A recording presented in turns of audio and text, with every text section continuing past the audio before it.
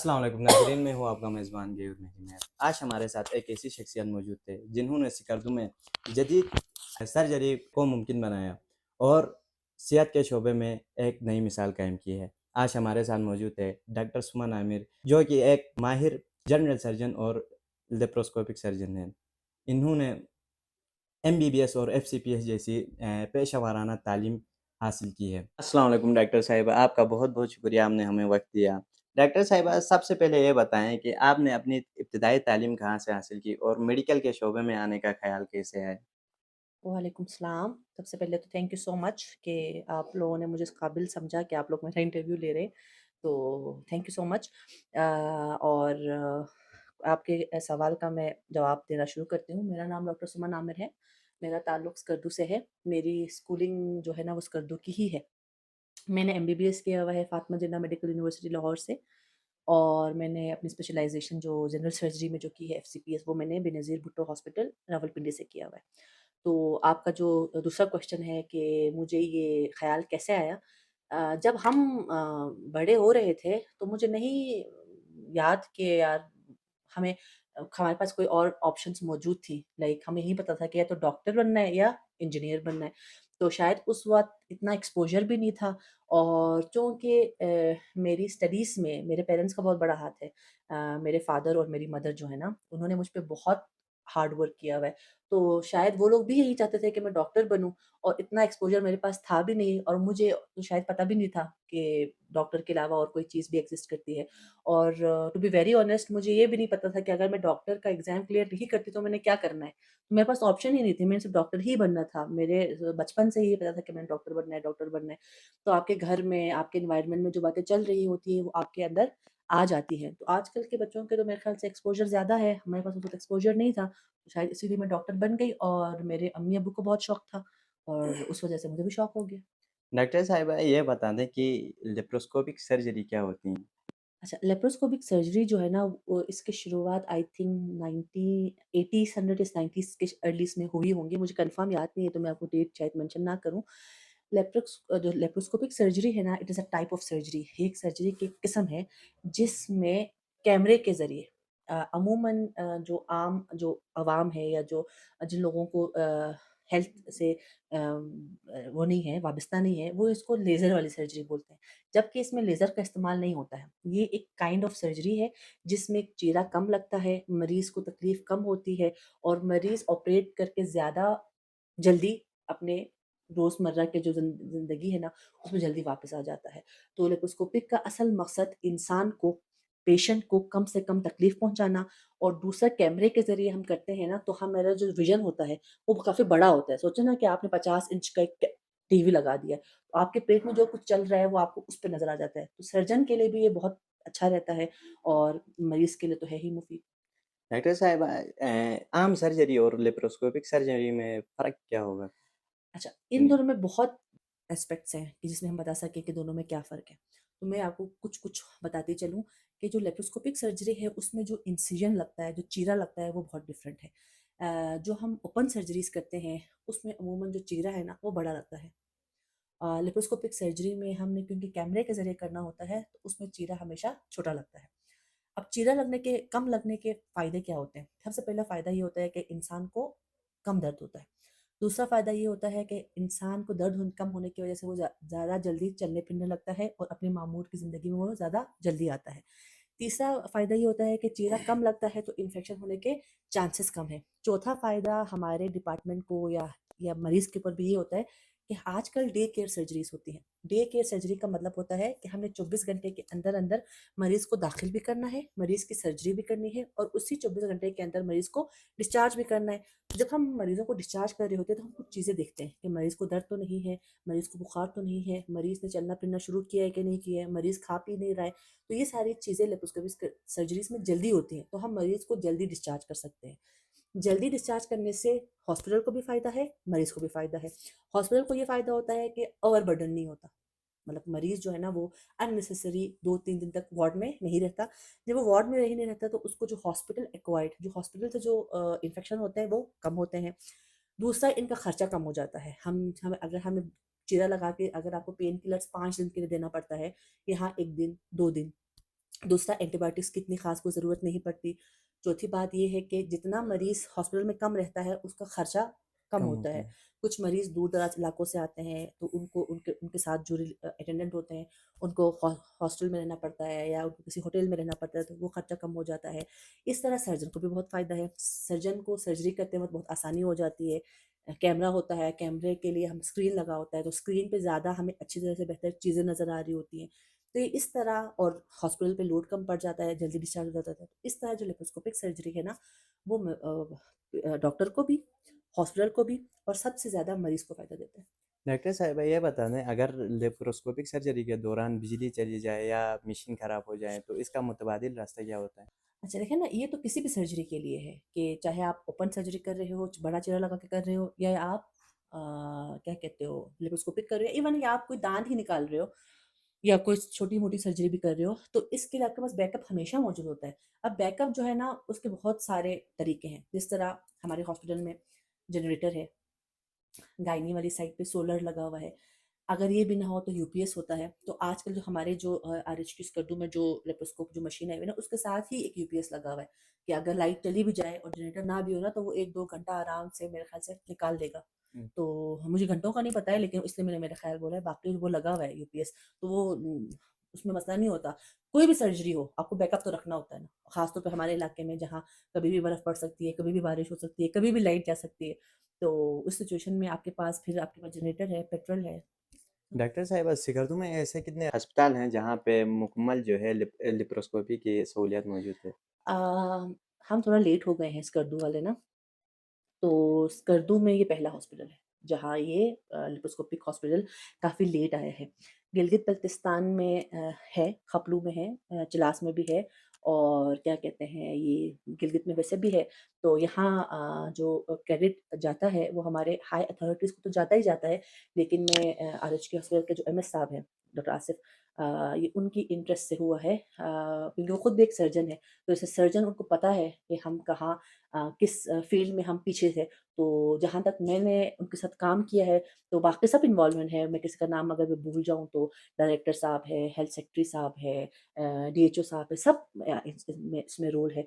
लेकिन मुझे लगता है कि इसमें जो हमारा जो थैंक यू है ना मेरी तरफ से डॉक्टर आसिफ के लिए, मतलब thank you so much. Doctor साहिबा, लेप्रोस्कोपी जो होती है सर्जरी, वो किन बीमारियों में सबसे ज़्यादा कामयाब समझी जाती हैं? लेप्रोस्कोपी का ताल्लुक बीमारी से है। बीमारी से ज़्यादा जो है ना, वो सर्जन पे भी डिपेंड करता है। अगर एक सर्जन ने बहुत सालों काम किया हुआ है लेप्रोस्कोपिक सर्जरी में, तो वो उसको 5 मिनट में, 10 मिनट में कर सकता है। इसी तरह आजकल जो हम पूरी दुनिया में जो कर रहे हैं, कोई ऐसी बीमारी नहीं है जिसमें लेप्रोस्कोपिक सर्जरी नहीं हो रही हो। चाहे आप पित्ता ले लें, जिसको हम कोलिलिथेसिस डिज़ीज़ बोलते हैं, या आप अपेंडिक्स के लिए ले लें, इवन कि अभी जो बच्चेदानी का जो ऑपरेशन है, जिसमें हम बच्चेदानी निकाल देते हैं, वो भी, अंडेदानी में कोई सिस्ट है जिसको हम ओवेरियन सिस्ट बोलते हैं, उसकी सर्जरी, आंतों की सर्जरी, कितने भी कैंसर हैं, उन सब का, बड़ी आंत है या मैदे का है, सब जो है ना, या लबलबे का है, पैनक्रियाज़ का है, सब आजकल लेप्रोस्कोपिकली हो रहा है। आजकल दुनिया में मेरे ख़्याल से नहीं, मुझे नहीं लगता कि कोई है जहाँ पे ये लेप्रोस्कोपिक नहीं है। हम, क्योंकि हमारे पास अवेलेबल नहीं था, तो हम थोड़ा पीछे रह गए, लेकिन अब मरीज़ों में भी ये चीज़ अवेयरनेस बढ़ती जा रही है। अभी मेरे पास ओपीडी में मरीज़ आते हैं, वो खुद कहते हैं कि हमें लेज़र वाला सर्जरी करना है ना, तो क्योंकि लेज़र जो वर्ड है, वो एक मिसनॉमर है, उसमें लेज़र का इस्तेमाल नहीं होता। तो लेकिन फिर भी मरीज़ लेप्रोस्कोपिक सर्जरी को लेज़र वाला कहते हैं, तो खुद आगे से कह रहे हैं कि हमारी ये सर्जरी कर दें। तो अभी हमारे पास भी, जब से ये लेप्रोस्कोप आया है, ज़्यादातर हम लेप्रोस्कोपिक सर्जरी ही स्टार्ट कर रहे हैं। डॉक्टर साहिबा, एक सर्जन के तौर पर ऐसा कौन-सा केस है जो आप कभी नहीं भूलेंगी? अच्छा, ये मेरी ट्रेनिंग के दौरान हुआ था। जब मैं बेनज़ीर भुट्टो हॉस्पिटल, जिसको आरजीएच कहते हैं, मरी रोड पे है, वहाँ पे मेरी ट्रेनिंग के दौरान एक मर्डर का केस आया था। तो 2 लोगों में, 2 टीम्स में झगड़ा हो गया था, तो शायद उन्होंने गोलियाँ भी चलाई थी, चाकू भी चलाए थे। तो हमारे पास एट अ टाइम कोई 10 मरीज़ आए हुए थे, तो वहाँ पे एक खातून की मैंने सर्जरी की थी, तो वो मुझे याद है। उसके बारे में इतना बोल नहीं सकती, क्योंकि वो कॉन्फिडेंशियलिटी आ जाती है। तो वो केस है जो मैं कहती हूँ कि मुझे अभी तक मुझे वाक़ई में याद है, क्योंकि उसके लिए फिर हमें कोर्ट भी जाना पड़ा था ना, वो एमएलसी का केस पड़ गया था, तो मैं उसको फिर मैं वापस कर दूँ आ गई थी, फिर मुझे कोर्ट वालों ने ऐसा क्या कहते हैं एविडेंस गवाही के लिए मुझे बुलाया था, तो म म मुझ ना वो मुझे मरीज़ भूलता है, ना वो मुझे केस भूलता है, क्योंकि वो बिल्कुल फ़िल्मों में नहीं होता कटघरे में बिठा के आपसे क्वेश्चन पूछ रहे हैं, तो मुझसे भी वो सवालात हुए थे, इसलिए मुझे वो केस मुझे कभी नहीं भूलता। डॉक्टर साहब, आपके ख़्याल में गिलगित-बल्तिस्तान में सेहत के शोबे में सबसे ज़्यादा कमी किस चीज़ की है? गिलगित-बल्तिस्तान अ, में गिलगित-बल्तिस्तान में है कुछ चीज़ें अभी देखें जिस तरह ये लिपोस्कोपिक सर्जरी है, हम इसके बहुत पीछे रह गए, अभी शुरू हुआ है, 2026 में शुरू हुआ है। इस चीज़ों में तो है, लेकिन जो मैं देखती हूँ ना, मुझे लगता है कि शोबा सेहत से ज़्यादा हमारे लोगों में अवेयरनेस बहुत कम है। हमारे लोगों को नहीं पता कि अभी फॉर एग्ज़ाम्पल मेरे पास कोई सर्जरी करके कोई बंदा आता है, तो वो 10-10 दिन तक नहाता नहीं है। कहते हैं कि हाँ, पानी का इस्तेमाल करो तो ज़ख्म ख़राब हो जाएगा। वो 10 दिन नहीं नहाता, मतलब हाइजीनिक नहीं है। अच्छा, खाने-पीने में वो लोग इतना डाइट का ख़्याल नहीं रखते, वेजिटेबल्स नहीं खाते, पानी कम पीते हैं। तो लोगों की अवेयरनेस का ज़्यादा मुझे मसला लगता है। हाँ, क्योंकि हमारे ज्योग्राफिकल चेंजेस, एनवायरमेंटल चेंजेस और हमारे जो हालात हैं इलाकाई, उसकी वजह से हम पीछे हैं, लेकिन वक़्त के साथ-साथ ही हम आगे आते जाएँगे। जैसे अभी लेप्रोस्कोप आ गया है। इसी तरह अभी गैस्ट्रो डिपार्टमेंट में कोलोनोस्कोपी, एंडोस्कोपी का सामान आ गया है, उसमें हम आ गए। अभी इंशाल्लाह यूरोलॉजिकल केसेस भी शुरू हो जाएँगे। तो मुझे लगता है कि वक़्त के साथ हम ठीक हो जाएँगे, लेकिन अभी हमारे जो अवाम है ना, उसको भी ज़रूरत है कि वो अपने आप को अपडेट कर दे। डॉक्टर साहिबा, सिकरदू में सबसे ज़्यादा कौन-सी सर्जिकल बीमारियाँ सामने आ रही हैं? सर्दियों में तो आजकल बहुत सारी बीमारियाँ जो बहुत कॉमन हम करते हैं, हम अपेंडिक्स तो बहुत ही ज़्यादा करते हैं। दिन में 7-8 तो कर ही रहे होते हैं। अभी जब सैलाब का के दिन आए थे, तो हमने एक दिन में 15-15, 20-20 अपेंडिक्स की सर्जरी भी की है। इसके अलावा फिशर, बवासीर, पित्ता, ये तो कॉमन, ये तो छोटी बीमारियाँ है ना, लेकिन ज़्यादा परेशानी की बात ये है कि आजकल कैंसर भी बहुत ज़्यादा हो गया। ये जनवरी या कुल जनवरी से अभी तक 19 दिन है। इस 19 दिन में शायद मैंने ही सिर्फ़ मैं अकेले ने मैंने शायद तकरीबन कुछ 7 से 8 कैंसर के मरीज़ हॉस्पिटल में दाखिल किए। तो 7 से 8 कैंसर के मरीज़ दाखिल करना एक ये हाई रेशियो हो जाता है। तो इसके ऊपर हम रिसर्च कर रहे हैं। हमने अपने रजिस्टर वग़ैरह भी मेंटेन करना शुरू कर दिया है कि देखने के लिए कि किस इलाके से ज़्यादा आ रहे हैं। तो हमारे पास आजकल मैदे का कैंसर और ये बड़ी आँत का कैंसर ज़्यादा प्रेज़ेंट कर रहा है। कैंसर होने की क्या वजह है? इसकी बहुत सारी वजूहात हैं, हम एक वजह हम नहीं बता सकते। तो इसके अंदर फैमिली आ जाती है, इसके अंदर आपकी डाइट का ख़्याल आ जाता है, इसके कोई लाइफ़स्टाइल में आ जाता है, इसके अलावा कुछ म्यूटेशंस होती हैं जिसको डीएनए या वग़ैरह कहते हैं, उसमें कोई फ़र्क आ जाए, म्यूटेशन हो जाए, तो बहुत सारी कॉज़ेज़ हैं। डॉक्टर साहिबा, लेप्रोस्कोपिक सर्जरी के कितने दिन बाद जो है मरीज़ नॉर्मल ज़िंदगी की तरफ लौटता है? अच्छा, हर पेशेंट सेम नहीं होता, हर केस सेम नहीं होता। ज़रूरी नहीं है कि एक अपेंडिक्स हमने कर दी है, वो अगर 24 घंटे में डिस्चार्ज हो रहा है, तो हर अपेंडिक्स का मरीज़ जाएगा।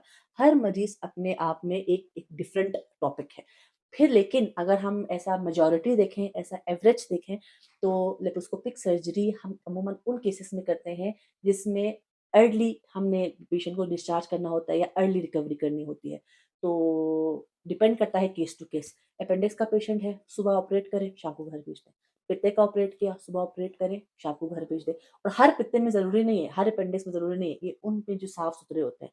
इस तरह आपने आँत की कोई सर्जरी कर दी, आपने बच्चेदानी की कोई सर्जरी कर दी, आपने सिस्ट की कोई सर्जरी कर दी, आप सुबह ऑपरेट करो, शाम को घर भेज दो। डॉक्टर साहिबा, लेप्रोस्कोपिक सर्जरी और आम सर्जरी में के मुकाबले में खर्चा मरीज़ को कितना पड़ता है कि खर्च? अच्छा, देखिए हम खर्चा किस तरह डिवाइड कर रहे हैं? हम खर्चा इस तरह डिवाइड कर रहे हैं कि अगर हमने आरएचक्यू में करना है, तो आरएचक्यू में क्योंकि मेजॉरिटी जो है वो हॉस्पिटल प्रोवाइड कर रही है, तो पेशेंट को तो इतना कोई फ़र्क 19-20 का ही फ़र्क पड़ेगा। हॉस्पिटल को इसलिए थोड़ा-सा लेप्रोस्कोपिक थोड़ा-सा महँगा पड़ेगा। एक तो जो टावर है, जो लेप्रोस्कोपिक के जो आलात हैं, वो ही महँगे हैं। वो 2 करोड़, 3 करोड़ का भी जा सकता है, लाखों में भी जा सकता है। जि जिस कितना एडवांस आप मॉडल लाते हैं, उस लिहाज से उसको महँगा पड़ता है। दूसरा, उसके लिए कुछ आलात जो हैं वो स्पेसिफिक होते हैं। जिस तरह कार्बन डाइऑक्साइड गैस की ज़रूरत होती है, वो अलग है। कैमरा अलग चाहिए होता है, स्क्रीन हमें अलग चाहिए होता है, पूरा टावर चाहिए होता है। इसके अलावा जो ट्रेन्ड लोग हैं, हमें कोई असिस्टेंट चाहिए, हमें सर्जन्स चाहिए। तो और फिर लेप्रोस्कोपिक सर्जरी करने के लिए हमें अलग-अलग से हमें क्लिप्स मँगवाने होते हैं, तो वो क्लिप तो लेप्रोस्कोपिक सर्जरी जो है ना वो ओपन से महँगी तो होगी, लेकिन उसपे उसका बेनिफिट्स भी तो देखें। लेकिन अगर आप आरएचके हॉस्पिटल स्कर्दू में कर रहे हैं, तो अब मुझे नहीं लगता कि आप चाहे ये सर्जरी करो, आप चाहे वो सर्जरी करो, मरीज़ को कोई फ़र्क पड़ेगा, क्योंकि टावर जो बहुत महँगा जो टावर है, वो आपको गवर्नमेंट ने प्रोवाइड किया हुआ है। डॉक्टर साहिबा आपका बहुत बहुत शुक्रिया।